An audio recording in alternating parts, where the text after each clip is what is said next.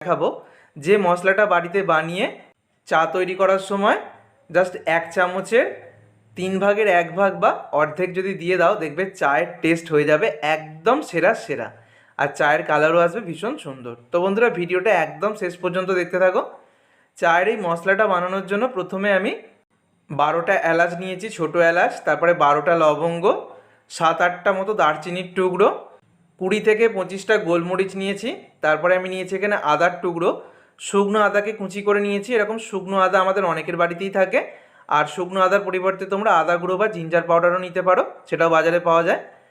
তারপরে আমি নিয়ে নিচ্ছি এখানে দেখো বড় এলাচের, মানে যে কালো এলাচ পাওয়া যায় তার দানাগুলো আমি দেখিয়ে দিচ্ছি। দেখো এরকম কালো এলাচ, এগুলো যে কোনো মুদিখানা দোকানে বা ডিপার্টমেন্টাল স্টোরে পেয়ে যাবে। তো এখানে 4টে মতো এলাচের আমি দানা এরকমভাবে বার করে নিয়েছি। তো এলাচের দানাগুলোকে বার করে নেবে, খোসাটা ফেলে দেবে, আর সেটা আমি নিয়ে নিয়েছি।